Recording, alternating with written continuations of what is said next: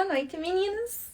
Só tô esperando o doutor Ari entrar aqui pra gente dar início à nossa live. Ó, o doutor Ari já entrou. Deixa eu mandar a solicitação aqui pra ele.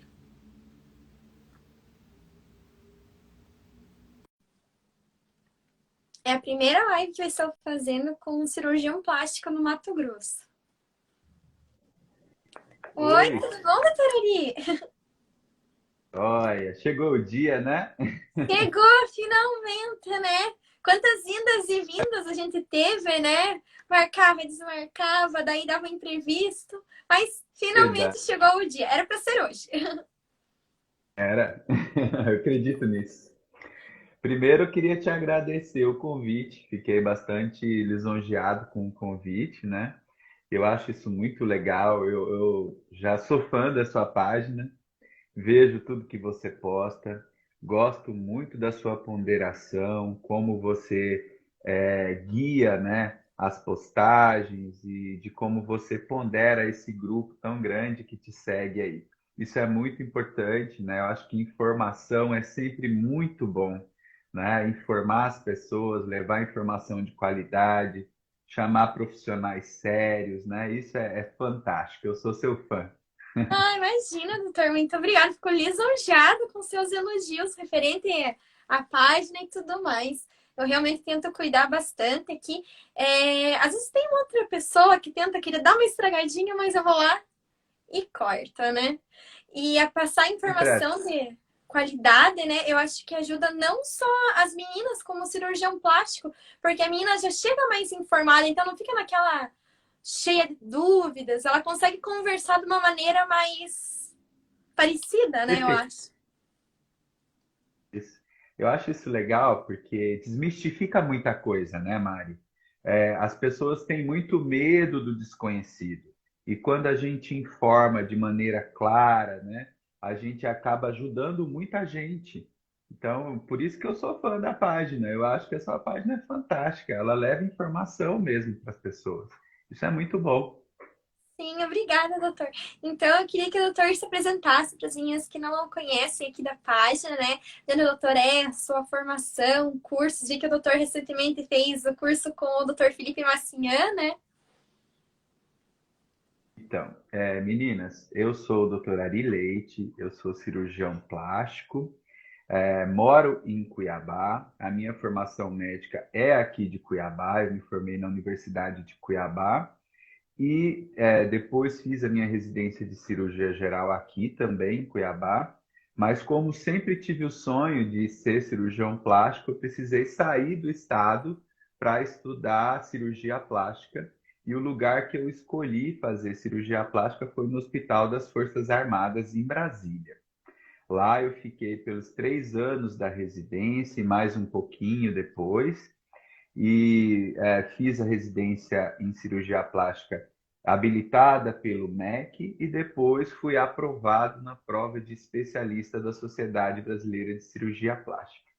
Hoje eu tenho uma atuação muito voltada para o contorno corporal, gosto muito de fazer cirurgia plástica da mama, lipoaspiração de alta definição, abdominoplastia, tudo que se refere ao contorno corporal. Eu guiei a minha formação para isso porque foi uma área que me encantou desde o início da minha formação. E estou aqui já há algum tempo, graças a Deus, com a carreira de certa maneira consolidada, né? Tá tudo certo, graças a Deus, tudo dando muito certo. Uhum. Então, obrigada, doutor. Resumindo, ele é topíssimo, sim. Várias meninas, quando eu falei da live do doutor, Oh, elas, ele é o melhor. Meu Deus, eu adoro esse cirurgião. que legal, É ótimo obrigada. isso. Então, eu vou dar início aqui às perguntas. Eu já vi que teve uma da Cleo aqui. Vamos intercalando entre as que elas enviaram e também as da live. A Tá Cleo joia. falou assim: eu fiz bariátrica, gostaria de saber sobre a reparadora. Sou do Mato Grosso, sou de Jaciara. Então, Cléo, a cirurgia bariátrica, ela gera nos pacientes muitas alterações no corpo, né? O emagrecimento de grande volume vai gerar bastante flacidez na mama, no abdômen, muitas vezes nas coxas e nos braços. O cirurgião plástico normalmente atua de maneira bastante efetiva nessa flacidez. Se a sua pergunta é o que fazer ou quando fazer, né? Eu acho que a principal coisa para iniciar o processo de recuperação, né, da autoestima é você ter pelo menos estabilidade de peso. Então, quando fazer? Quando o peso parou de descer e quando você já está estável. Isso normalmente acontece a partir de 1 ano de cirurgia. Então, por onde começar, né? Eu acredito que o cirurgião ele vai, logicamente, orientar o paciente a começar pela região que mais incomoda, que gera mais incômodo no seu dia a dia.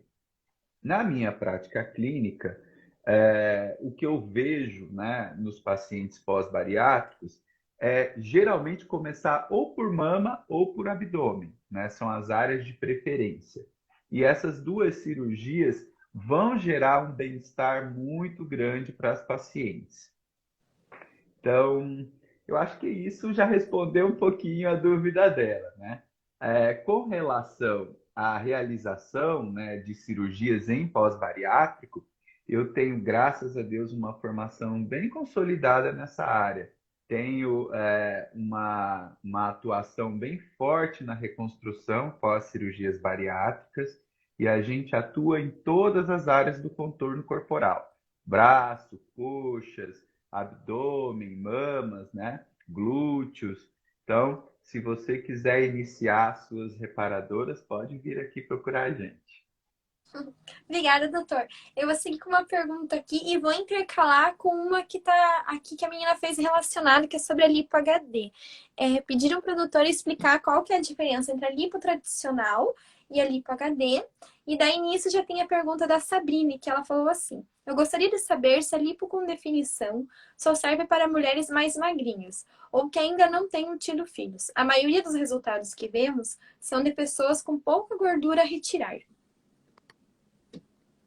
Bom, essa é uma pergunta complementa a outra, né? Isso foi muito legal. Então, assim, vamos falar primeiro da diferença entre lipoaspiração convencional e lipo HD. A lipoaspiração convencional, o cirurgião utiliza cânula ligada a um dispositivo de sucção para retirar a gordura. Ele, na forma tradicional, não se utiliza de nenhuma tecnologia para essa retirada de gordura, a não ser o lipoaspirador e as cânulas, né? A lipo HD, né, ou lipo LED, ou lipo 3D, 4K, tem vários nomes, todas são de alta definição e por convenção são a mesma coisa, né? Então, a lipo de alta definição, ela visa definir melhor a musculatura, o contorno da musculatura do paciente. Então, é muito importante a gente ter a noção que a lipoaspiração HD é o procedimento de lipoaspiração tradicional que visa melhorar a visualização do contorno da musculatura. Então, ela não deixa de ser uma lipoaspiração tradicional. Porém, para que ela mostre mais a musculatura, ela necessita de algumas tecnologias para que você consiga, de maneira mais efetiva, retirar essa gordura sem tanto trauma e sem tanto risco.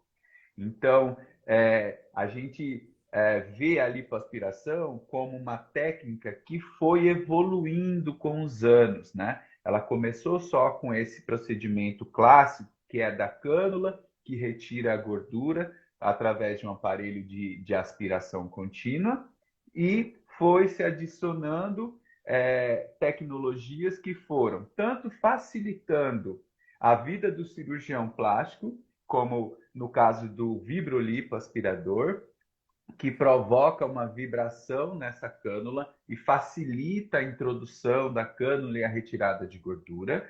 Quanto mais modernamente falando, a introdução da tecnologia ultrassônica da Vaser Lipo, que além de facilitar a retirada de gordura, também diminui muito a quantidade de sangramento e o trauma no tecido. Então, o paciente se recupera com mais facilidade. Se é mais fácil lipoaspirar, o cirurgião consegue tirar uma maior quantidade de gordura e, com isso, ter um contorno mais bonito, mais adequado da musculatura. Então, eu acredito que falar em lipoaspiração de alta definição sem ter, no mínimo, essas duas tecnologias, a gente já fica um pouco limitado. Então, quando a gente fala, eu vou fazer uma lipoaspiração de alta definição, ou 3K, ou 4D, sei lá, né? O cirurgião vai precisar ter um conhecimento da anatomia muito bem feito, né? Para poder guiar essa lipoaspiração de maneira a ressaltar o contorno da musculatura.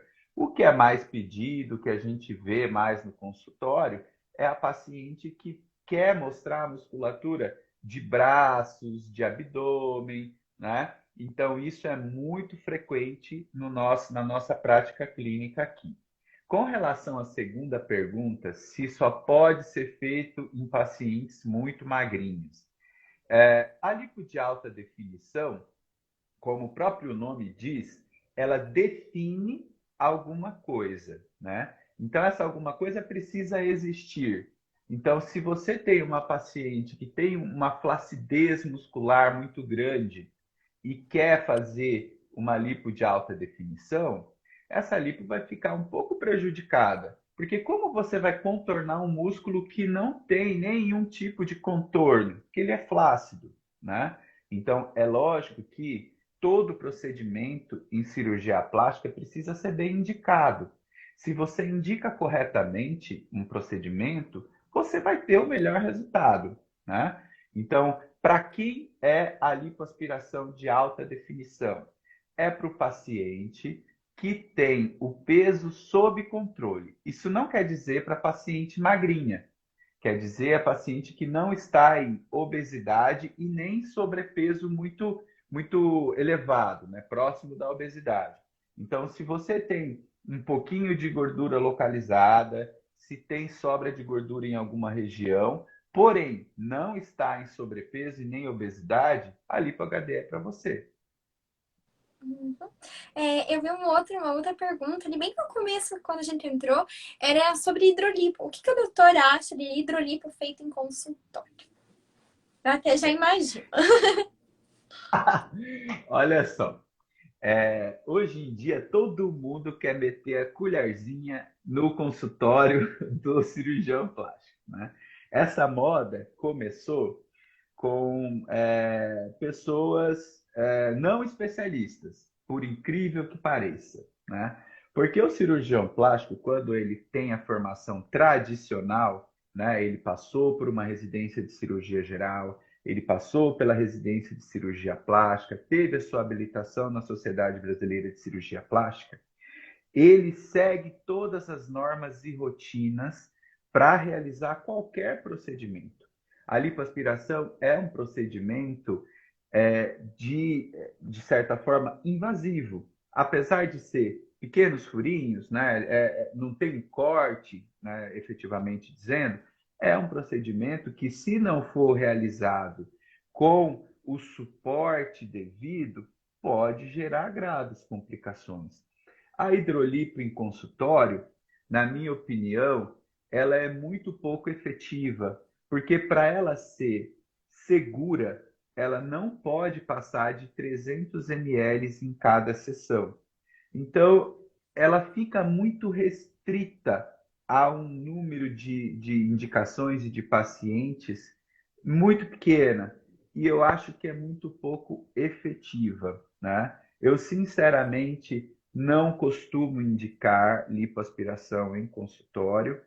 Eu sou considerado um cara chato com a questão de segurança, porque eu imagino assim, a paciente que me procura no consultório, ela vem, logicamente, com saúde e querendo melhorar a sua autoestima. Ela não deve sair com problema de saúde.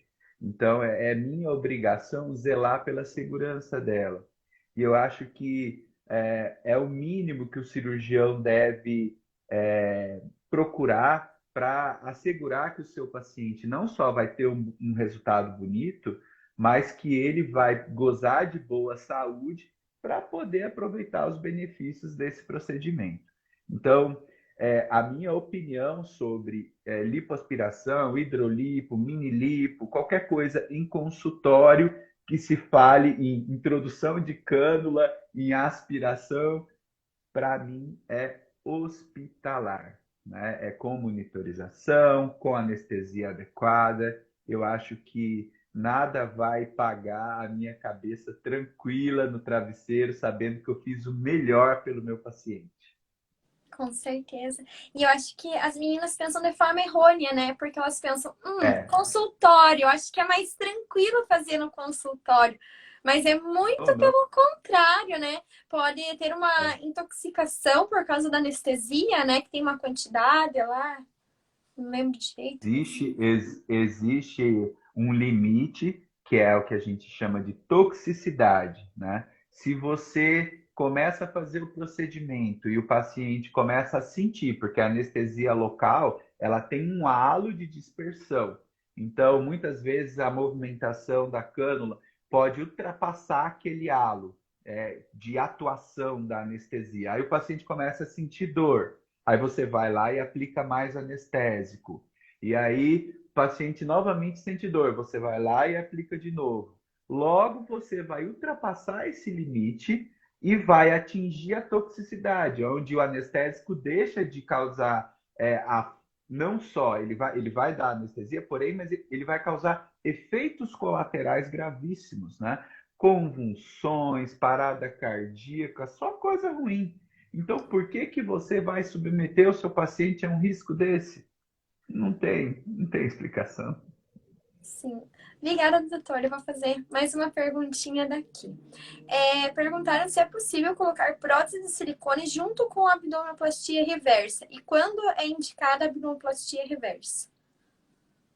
Sim, é possível, né? A gente pode utilizar a mesma incisão da abdominoplastia reversa para a introdução da prótese, basta apenas o cirurgião reconstruir a separação entre tórax e abdômen, fazendo uma sutura mais acolchoada ali na região para deixar um suporte adequado. A indicação da abdominoplastia reversa é bastante restrita às pacientes que têm flacidez somente acima do umbigo. Então, aquela pessoa que tem uma sobra de pele, que gera um umbigo mais triste, né, com aquela posição parecendo uma boquinha para baixo, essa paciente pode se beneficiar da técnica de abdominoplastia reversa. Porém, se essa paciente por exemplo, tem também um avental, né? Eu acho que não se justifica fazer na posição reversa, porque a gente tem que lembrar que a abdominoplastia reversa vai unir a cicatriz.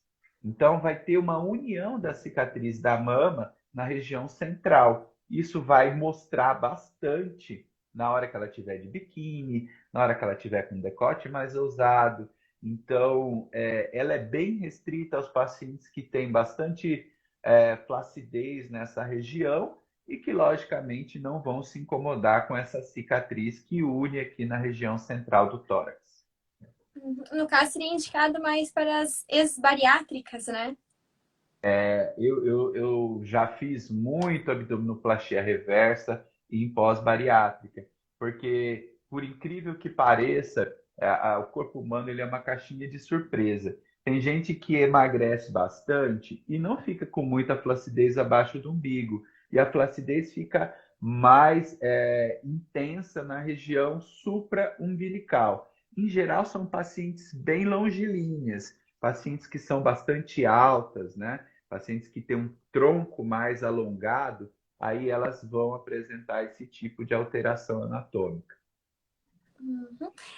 Eu vi que tinha uma outra pergunta aqui durante a live sobre a mini abdominoplastia. Se o doutor pudesse explicar como que é a indicação É porque as meninas querem aquela cicatriz menorzinha sempre, né? É uma luta, né? A cicatriz da cirurgia plástica. Eu faço uma brincadeira com as nossas clientes aqui, que vou brincar aqui também com todo mundo que está assistindo. Cirurgia plástica ou qualquer outra cirurgia sem cicatriz é só cirurgia espírita. Então, porque, assim, o que a gente tem que ver é que o tamanho da cicatriz vai ser proporcional à flacidez, né? Então, muitas vezes, o paciente confunde o termo mini abdominoplastia com cicatriz pequena.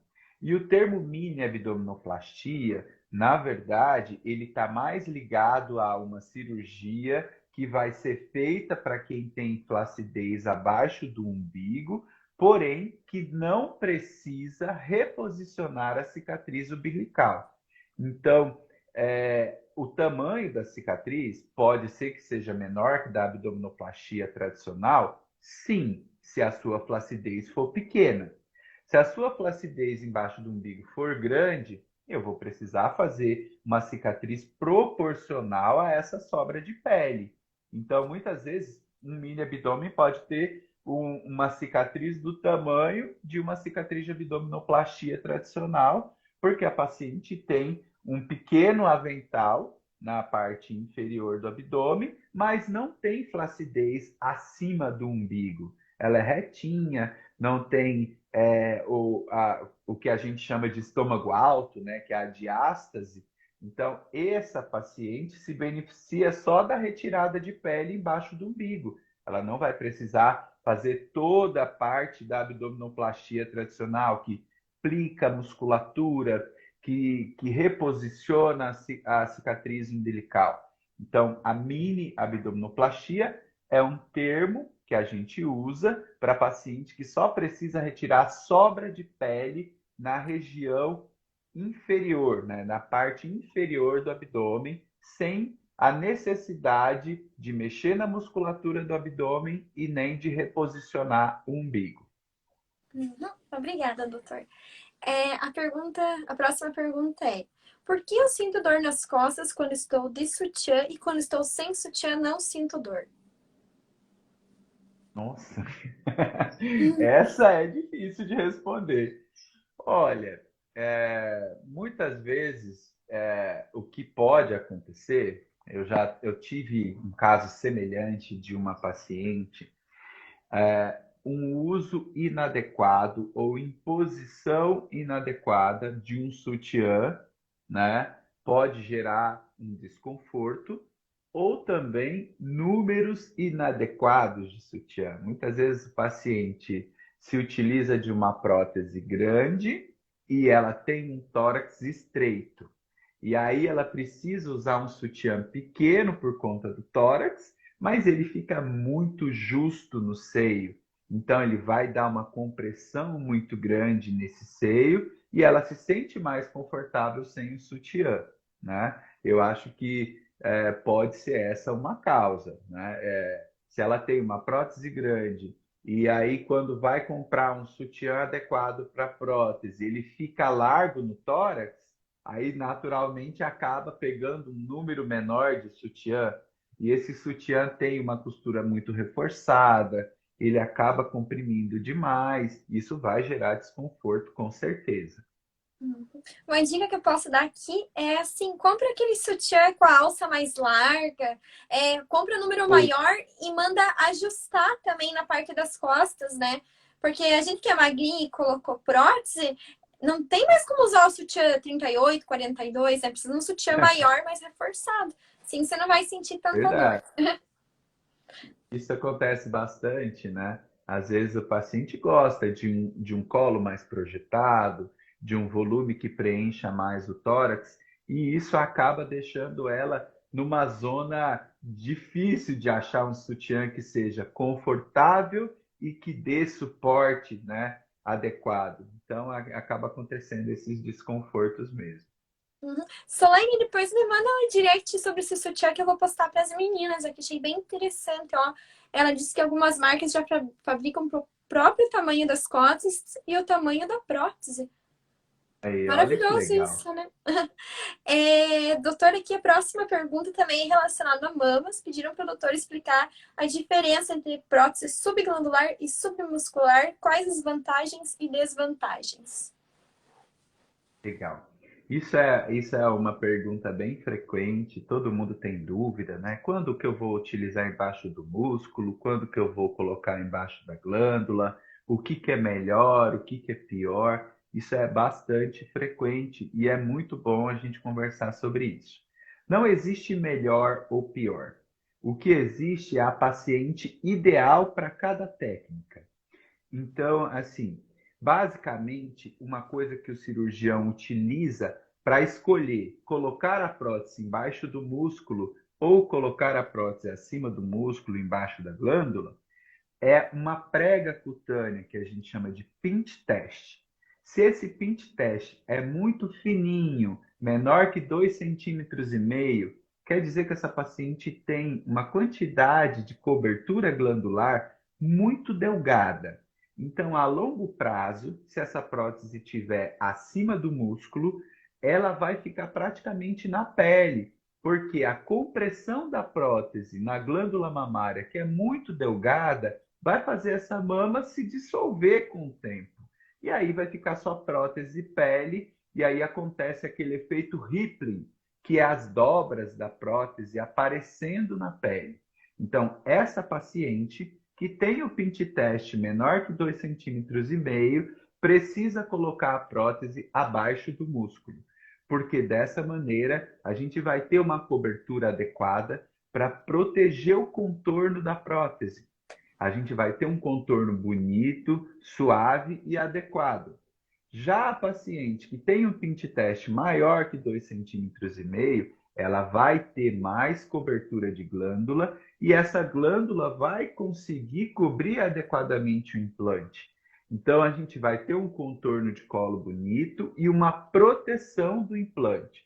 Então, mesmo a longo prazo, essa paciente vai ter um contorno regular, não vai ficar com rippling, né? Uma dúvida muito frequente é: se eu colocar a prótese embaixo do músculo, a minha mama não cai. Ou se eu colocar acima do músculo, a minha mama cai. Gente, isso não existe. Essa história de a minha mama não cai porque eu coloquei embaixo do músculo é fake news. Sabe por quê? Porque a sua mama envelhece. Você não vai deixar de flutuar de peso. Você, quando engravidar, a sua mama vai lactar normalmente. E toda essa flutuação vai fazer a movimentação da sua mama com o tempo. Então, se você tem uma prótese submuscular e engravidar e amamentar, vai ser mais do que natural que a sua mama vai sofrer um certo descenso. Então, a gente vai ter aquele efeito dupla bolha, mama em cima e prótese em cima e mama que faz o efeito cascata e vai descer. Então, duas bolhas. Então, um dia a sua mama vai cair. Infelizmente, ainda não tem esse efeito anti-envelhecimento. Porém, quando você indica bem a prótese embaixo do músculo para a mulher que tem pouquinha mama, essa mama, que já é pouca, vai se movimentar muito pouco. Então, ela tem uma longevidade de resultado maior, né? E na mulher que tem bastante mama, que você colocou uma prótese subfacial, por exemplo, que é a subglandular um pouquinho mais próxima do músculo, essa mulher vai ter um envelhecimento da mama junto com a prótese e o descenso vai deixar a mama um pouco mais baixa, mas vai continuar redonda e com aspecto bom. Então, o que existe é a melhor indicação para cada caso. Não existe técnica melhor que a outra. Essa é uma opinião muito particular minha, porque eu transito entre as duas. Eu não sou um médico que só indica embaixo do músculo, só dual plane ou só subglandular. Eu faço todas. Eu fiz questão de ter uma formação bastante completa nessa área para saber indicar adequadamente, para ter mais longevidade de resultado, né? Porque eu acho que o médico ele precisa sim dominar todas as técnicas para poder oferecer isso com segurança para o paciente. Aqui tem duas perguntas relacionadas à prótese de poliuretano, que daí já meio que entra no que o doutor estava falando. Perguntaram se a prótese de poliuretano, quando ela é colocada acima do músculo, pode causar a dupla bolha. E Não, também não. perguntaram se ela pode ser colocada no plano subfacial. Sim. Olha só, a prótese de poliuretano, ela é uma, na minha opinião, uma cobertura bastante interessante para as pacientes que precisam desse plano subglandular e subfacial, porque ela vai ter uma aderência. A prótese ela não fica sustentada só pela pele ou pela glândula, ela também tem o fator aderência. Ela é até mais difícil de colocar. Muitos cirurgiões mais tradicionalistas não gostam muito do poliuretano porque ele gera uma certa dificuldade de introdução, porque ela tem esse fator de aderência. Quando você pega uma prótese de poliuretano, que é igual essa aqui, ó, ela parece um veludo, né? E aí, quando você introduz na pele, né, do paciente, entre a pele para introduzir a prótese na mama da paciente, ela gruda bastante. Então, lá dentro, na loja da prótese, ela também vai causar essa aderência maior. Então, a dupla bolha, ela só acontece quando a mama escorrega sobre a prótese. Ou seja, no plano submuscular, a mama não está em contato com a prótese, ela está totalmente separada, ela está embaixo do músculo. Então, a prótese acaba ficando totalmente protegida pelo músculo e a mama solta. Então a mama escorrega e causa o efeito dupla bolha. Já quando você utiliza esse tipo de prótese, ele não pode ser utilizado embaixo do músculo por causa dessa aderência. Se porventura, no futuro, você queira trocar a sua prótese ou precise trocar por causa de uma contratura, uma prótese de poliuretano embaixo do músculo vai gerar um trauma muito grande nessa musculatura porque ela está aderida, ela fica grudada. Então, não, a prótese de poliuretano não causa dupla bolha, e sim a prótese de poliuretano pode ser colocada no plano subfacial. Inclusive, é o que eu mais gosto de utilizar. Interessante. E também o doutor falou sobre Rippling. Essa textura, ela diminui a chance de Rippling? Olha, eu tenho visto na minha prática clínica, isso é medicina baseada em evidência. Eu não posso te falar com base em estudos, eu posso te falar com base na minha prática clínica. Como eu uso bastante o poliuretano e tenho uma formação que me gerou bastante confiança, né, na utilização desse material, eu quase não tenho rippling nas minhas pacientes. Graças a Deus eu tenho pouquíssimos casos de rippling. E a maioria nas próteses texturizadas. Então, eu sinceramente, caso meu, eu não tenho nenhum no poliuretano, né? Talvez porque eu escolho muito bem a via que ela vai ser colocada, né? O plano que ela vai estar. Porque quando eu coloco um poliuretano, eu já estou pensando naquele pinch test que eu falei, maior que 2,5, ou seja, a paciente tem uma cobertura mais espessa de mama e a prótese vai ficar bem disfarçada, né? Lembrando que o rippling é quando a prótese está na pele praticamente, ela não tem cobertura glandular, então todas as dobras da prótese ficam visíveis, né? Então, no poliuretano, quando eu coloco poliuretano, não dá rippling. Uhum. Se alguém quiser ver o que é Rippling, depois digita lá no Google, aparece, tem uma É famosa que ela tem bem evidente o Rippling. verdade. Eu recebo muitas pacientes com Ripley no consultório, sabe? E assim, dos tratamentos, né, entrando nisso daí, se você tem Ripley e deseja tratar, existem algumas formas de tratamento. Uma delas é a lipoenxertia, nas regiões onde o Ripley acontece. Então, você pode lipoaspirar uma região, tratar essa gordura e injetar na parte onde está acontecendo o Ripley. Isso se a paciente tiver o mínimo de cobertura glandular aí. Se ela não tiver, se tiver bem escasso, tiver bem fininha a parede, o ideal é trocar a prótese para uma prótese texturizada e colocar ela em duplo espaço ou submuscular, porque daí o rippling vai deixar de existir. Obrigada, doutor. Perguntaram também sobre a mastopexia areolar. Quando que ela é indicada? Olha, a mastopexia periareolar, né, com cicatriz somente ao redor da areola, ela está bem indicada nas pacientes que têm um pequeno descenso, né, da areola, ela desceu um pouquinho, no máximo 1 ou 2 centímetros, e que essa paciente não pode ter uma ptose maior do que o grau 1, aonde a dobrinha da mama já está a areola já está encostando na dobrinha da mama. Ela não pode estar olhando para baixo, né? Então, a ptose, a queda da mama, tem que ser no menor grau possível e essa areola não pode ter um descenso muito grande.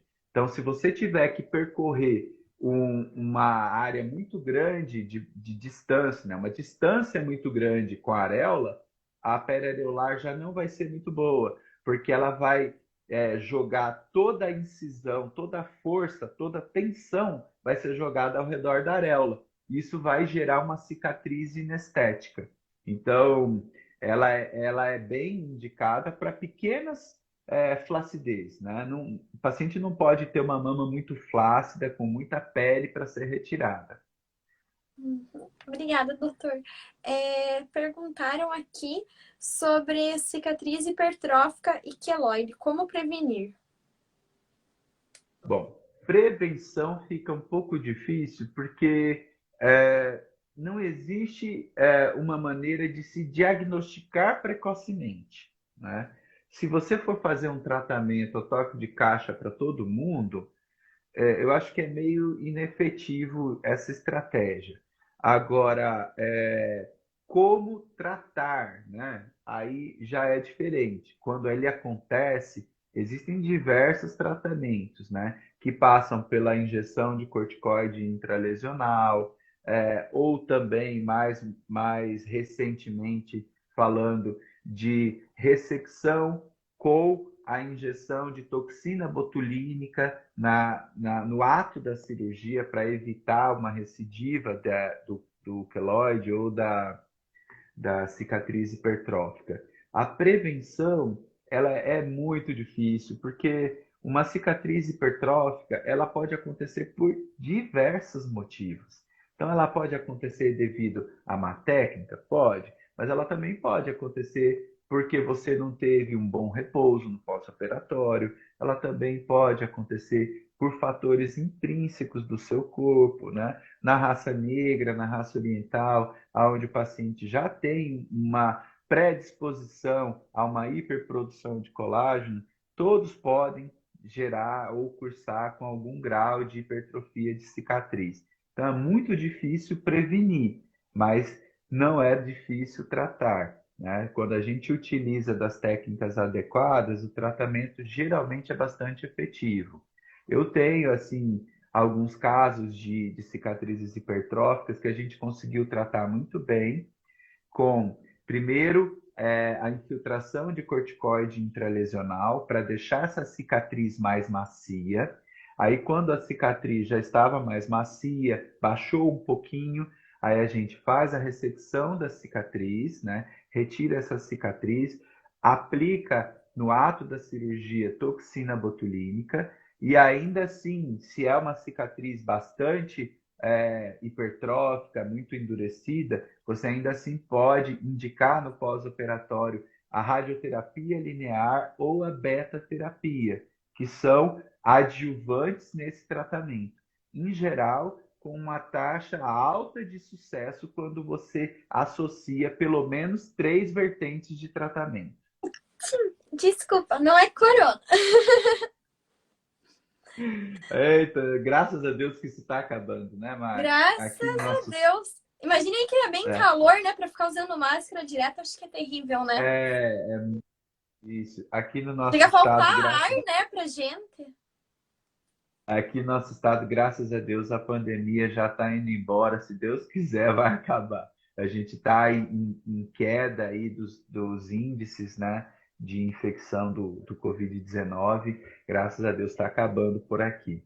Graças a Deus, um Natal bom e um começo de ano maravilhoso, né? Doutora, aqui perguntaram se o funil de Keller realmente traz benefícios para a paciente ou se é só dinheiro perdido.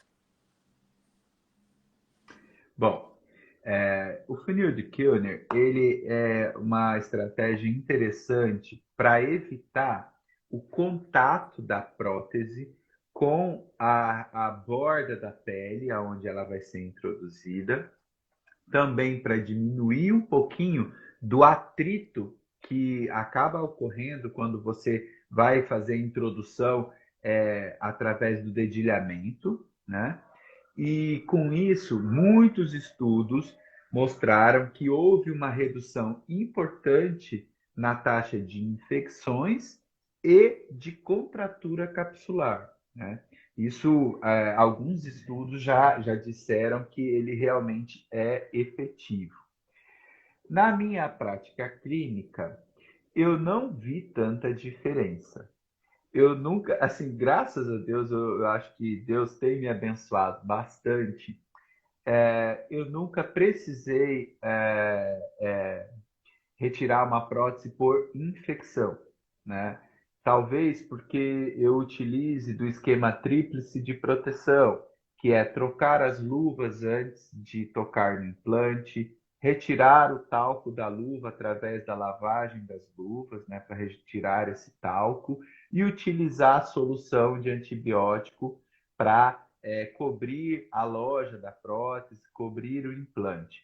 Então, quando o cirurgião ele se utiliza dessa rotina de proteção, esses riscos de infecção, de contratura capsular, vão para quase zero, né? Em mãos treinadas é muito difícil acontecer.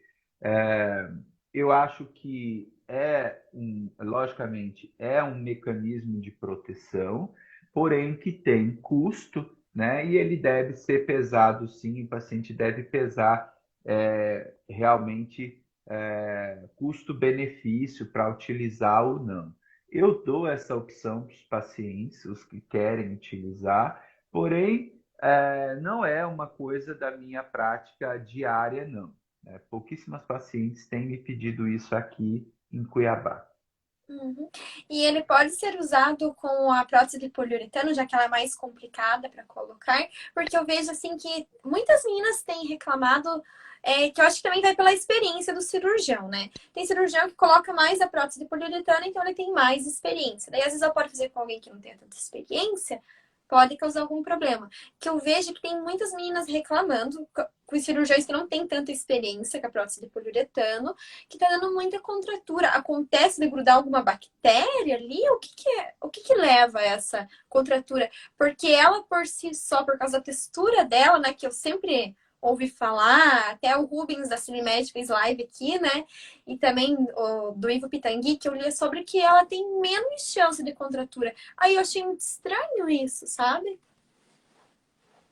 Bom, eu sinceramente te falo que a minha prática clínica não mostra para mim um risco maior de infecção. Eu acho que realmente isso está ligado à forma de introdução da prótese. Ela é uma prótese que tem esse fator aderência. Então, se o cirurgião que tem um treinamento menor nessa utilização do poliuretano faz uma incisão muito restrita, né? Menor que 4 centímetros, e vai introduzir uma prótese de grande volume por esse orifício, ele vai ter um atrito muito grande da pele com o implante. E isso sim vai gerar um risco maior para infecção, para contratura, né, no futuro. Então, ela precisa sim ser introduzida da maneira correta. Ela vem no invólucro da prótese, vem com um saquinho que ele é estéril, ele é um saco plástico, que serve para o cirurgião proteger a pele e introduzir a prótese de maneira mais segura, evitando o contato da prótese com a pele, né? Até as queimaduras, né, desse atrito que às vezes deixam a bordinha da pele mais escurecida, não acontecem quando você utiliza ela com o saquinho que vem na prótese. Então, muitas vezes o cirurgião que usa muito a prótese texturizada, que não precisa desse saquinho para impedir esse atrito, aí ele vai querer colocar o poliuretano sem o saquinho. E aí isso vai gerar esse atrito muito grande com a pele e pode realmente colonizar a prótese com as bactérias que estão ali na borda da pele. Uhum. E assim, também, falando em evitar contratura, né? A paciente pode se utilizar de sabonetes antes da cirurgia, né? É, 2, 3 dias antes da cirurgia começar a tomar banho com um sabonete específico para isso? Para evitar as bactérias? Poder pode, mas não é muito efetivo, Mari. Não é. Assim, a gente já estudou muito isso, sabe? Eu acho até que isso já está bastante claro, né, para a comunidade científica que a degermação, né, o uso de antissépticos, ela vai ser bastante importante no dia da cirurgia. Então, se o cirurgião pratica uma degermação de qualidade, se ele utiliza bons produtos para fazer a asepsia da pele, não há necessidade da paciente fazer isso no domicílio, porque há uma recolonização da pele com o ar ambiente. Então, não adianta ela ficar fazendo, porque ela vai sair, ela vai trabalhar e a pele vai ser recolonizada. Então, o ideal é fazer uso desses produtos no ambiente hospitalar, né? Eu não vejo uma vantagem na paciente comprar um sabonete antisséptico ou clorexidine para ficar tomando banho disso em casa para evitar uma infecção ou uma colonização da prótese. Isso a gente não vê vantagem, não. Uhum. Obrigada, doutor. Eu vou fazer pergunta aqui da live, né? Que as meninas perguntaram, era sobre a lipo nos braços. Uma menina falou que ela achou que ficou mais flácido e com mais volume. Bom, pode ser que tenha ocorrido um problema de drenagem linfática, né? Porque assim, quando a gente analisa o cerne da questão, né, uma lipoaspiração, ela retira volume. Então, mesmo que gere flacidez, porque lipoaspiração pode gerar flacidez, sim, o normal é o volume diminuir e não aumentar. Então, se aconteceu um aumento de volume após uma lipoaspiração, ela pode ter tido algum trauma nesses vasinhos linfáticos e tem um acúmulo de linfa no braço. Então, seria muito importante procurar o cirurgião dela, pedir para ele reavaliar esse procedimento e ver se está tudo ok com a cirurgia. Porque uma das complicações da lipoaspiração na região dos braços é o trauma de vasos linfáticos. Então, quando acontece isso de maneira inadvertida, existe tratamento para que esse braço volte a ter uma melhora dessa drenagem linfática e não incomode a paciente. Uhum. Obrigada, doutor. Pediram para o doutor explicar sobre as clivage lines. Cleavage lines, eu adoro esse termo. É dos meus amigos que eles falam muito lá em Maringá, a Aloise e o Carlos Manfren, são muito meus amigos. Eu sei que a Heloísa fez live com você já, eu assisti a live. Eles falam bastante, e esse é um termo que a gente utiliza muito hoje para falar sobre a linha de separação das duas mamas, né? A linha que dá o contorno do colo mamário. Então, a cleavage lines, né? A tradução é a linha de clivagem. Né? Clivagem é a separação. Então, um colo bonito, ele precisa ter um espaço ideal, né? O ideal é ter, no máximo, 1,5 cm entre cada linha de clivagem. Então, quando você começa a afastar demais, essa linha de clivagem ela já não é mais tão visualizada no decote. Então, hoje o que a gente faz bastante na cirurgia, na mamoplastia moderna, é fazer essa linha de clivagem com a lipoenxertia. Né? Muitas vezes a gente lipoaspira a região axilar, que é comum ter acúmulo de gordura, ou a lateral da mama para deixar a prótese, o contorno da prótese mais bonita, e se utiliza dessa gordura para dar uma linha de clivagem, né? Para diminuir esse espaço entre as mamas e deixar o contorno do colo mais redondinho. Então, isso que é a cleavage lines. Eu faço isso em todas as minhas próteses, acho lindo. Fica bem marcadinho, né? E não precisa de próteses tão grandes para obter um É, resultado. fica, fica muito legal. É um complemento que eu acho que o cirurgião deve oferecer para o paciente, porque muitas vezes a medida da prótese escolhida não preenche totalmente o espaço que ela tem. Então, a base da prótese não vai conseguir dar essa linha de clivagem ideal. E quando o cirurgião já tem experiência com a lipoenxertia, com o lipofilling da mama, nossa, fica lindo, fica perfeito. Uhum. Obrigada, doutor.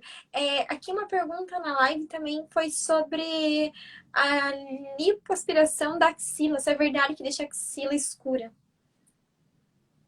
Hum. Não, não é bem assim. Bom, existe uma complicação de toda a lipo, e aí não é só na axila, pode acontecer em qualquer lugar. A lipo muito superficial, ela pode causar um acúmulo de pigmento sanguíneo e gerar um escurecimento da pele. Mas isso aí está muito relacionado com a lipoaspiração que foi mais superficial. Então, ela gerou um certo atrito na derme e acumulou um pouquinho de pigmento sanguíneo ali e escureceu a pele. Tem tratamento, viu? Mas não é toda a lipo de axila que escurece a axila, não. Uhum. Obrigada, doutor. A próxima pergunta é: quanto tempo antes de colocar prótese de silicone devo parar de tomar sol e por quanto tempo depois não devo tomar sol? Tá.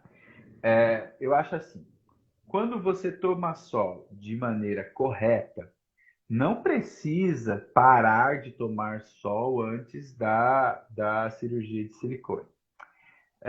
Se você se utiliza do banho de sol nos períodos adequados, se expõe de maneira adequada, utilizando protetor solar, você vai ter a sua pele protegida, digamos assim. Agora, se você fica lá fritando no sol, ressecando a sua pele constantemente e vai operar, o que que você vai fazer? Você vai desidratar a sua pele. Então, a pele desidratada é mais fina, mais quebradiça e não cicatriza bem, né? Então, se você tem costume de fazer, de se bronzear, né, bastante e passa um pouco da medida, evite isso pelo menos um mês antes da cirurgia. Agora, se você toma sol de maneira comedida, se usa produtos de proteção solar, eu acho que isso não gera nenhum prejuízo para a sua cirurgia, né? Depois de fazer a cirurgia, quando tomar sol, né? Quando fazer marquinha de biquíni, sempre você vai ter que olhar para a sua cicatriz. Se a sua cicatriz ainda está vermelhinha, ou seja, ela é nova, ela é jovem, ela tem uma atividade melanocítica grande. Ou seja, tem bastante melanócito ali. Se você for tomar sol com a cicatriz vermelha, o melanócito vai se ativar e vai pigmentar a sua cicatriz. Então, em algumas pacientes, daqui depois da cirurgia, depois de 3 meses, essa cicatriz já está mais clara, não está vermelha, aí beleza, pode tomar sol. Outras pacientes com 6, outras com 8, tem pacientes mais clarinhas que demoram até 1 ano para a cicatriz chegar na tonalidade da pele. Então, isso é muito particular. Eu sempre peço para a paciente: olha a sua cicatriz, ela está vermelha? Não tome sol. Ela já está na tonalidade da pele? Pode tomar sol tranquilo. Uhum. Doutor, surgiram duas perguntas meio relacionadas. Eu lembro que uma foi bem no começo da live, sobre como que faz para operar com o doutor sendo de outra cidade. E daí aqui já veio da Adri, qual o tempo ideal para realizar a consulta antes da cirurgia?